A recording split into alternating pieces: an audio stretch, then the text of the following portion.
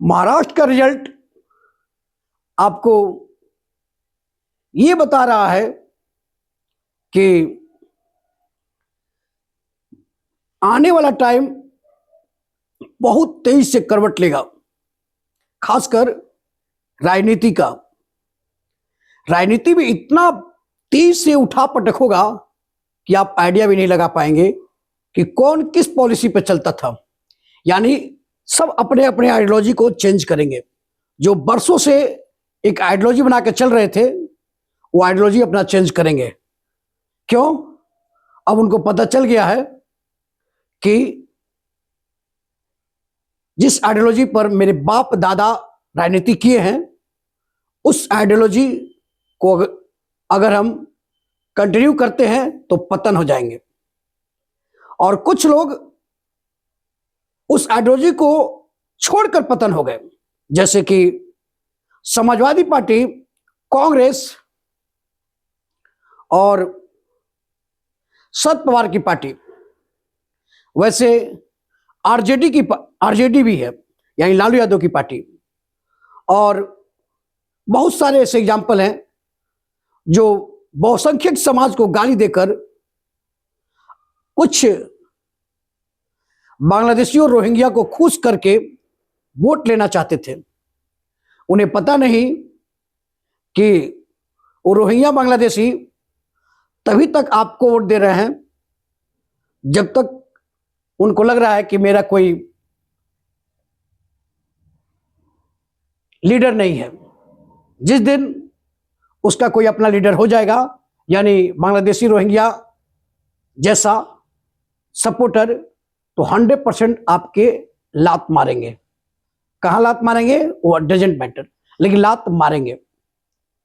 यही हाल हुआ आरजेडी के साथ बिहार में, वही हाल हुआ कांग्रेस का और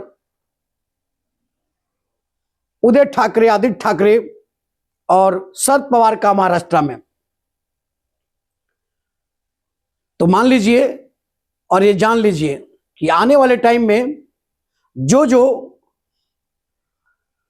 रोहिंग्या और बांग्लादेशी के शुभचिंतक थे, राजनीति कर रहे थे, उनके पक्षधर में दो चीज काम करते थे। अपने कास्ट को ले लेते थे और एक रोहिंग्या बांग्लादेशी। और वैसे कुछ लोग जो बंटवारा में पाकिस्तान के डिमांड किए थे, वोटिंग किए थे पाकिस्तान के डिमांड के लिए, लेकिन जब पाकिस्तान का बंटवारा हुआ तो गए नहीं, रह गए यहीं पर। यानी सपोर्ट किए कि पाकिस्तान का बंटवारा हो जाए, लेकिन गए नहीं, रह गए यहीं पे।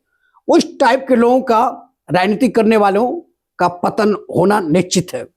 क्योंकि जैसे जैसे हैदराबाद के लीडर माननीय ओवैसी साहब का उदय होगा, वैसे वैसे ही कांग्रेस और ये सो कॉल्ड सेकुलर पार्टियों का पतन होगा। इसमें कोई इफ बट नहीं है। और पतन ऐसा होगा कि ये दूर दूर तक नजर नहीं आएंगे।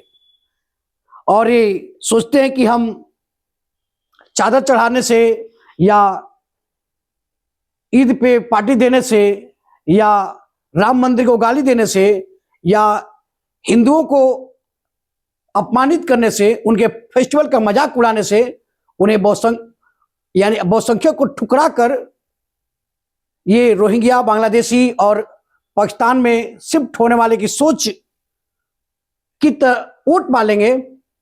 यानी जो बंटवारा के समय पाकिस्तान को बनाने के लिए वोटिंग किए थे लेकिन पाकिस्तान गए नहीं थे, उनके वोट के लिए ये जो ड्रामा कर रहे थे, चादर चढ़ा रहे थे, उनका सबका पतन हो जाएगा आने वाले 5 से 10 साल में। और आज जो हिंदू की पार्टी कही जाती है बीजेपी, उसी के पॉलिसी पर इन लोगों को वापस आना होगा, नहीं तो पतन निश्चित है और रह होगा। जैसे शिंदे नहीं बदले, जैसे उदय ठाकरे ने अपना पॉलिसी चेंज किया उन लोगों का वोट लेने के लिए, रोहिंग्या बांग्लादेशियों का, उसी तरह शिंदे नहीं गए तो शिंदे आज सक्सेस हैं और उदय ठाकरे का पतन हो गया। मेरा आपसे रिक्वेस्ट है कि आप जितना जल्दी हो सके इस चीज को समझें कि वो रोहिंग्या और बांग्लादेशी और वो जो पाकिस्तान बनाने के लिए वोटिंग किए थे लेकिन गए नहीं थे, वो किसी के नहीं है। वो जब भी होंगे वो कट्टरपंथियों के ही साथ खड़े होंगे। आप लाख कर लीजिए, अपने माँ बहन बेटी सबका शादी उस खानदान में कर दीजिए, तब भी वो आपके नहीं होंगे तो नहीं होंगे। कांग्रेस का पतन हो ही रहा है। धीरे धीरे आरजेडी, समाजवादी पार्टी, केजरीवाल जो मौलाना लोग को पेमेंट दे रहे थे और राम का अपमान करते थे, राम मंदिर का अपमान करते थे, उनका पतन हो गया। उसी तरह धीरे धीरे ये सो कॉल्ड सेकुलरों का पतन निश्चित है। जय हिंद, जय भारत।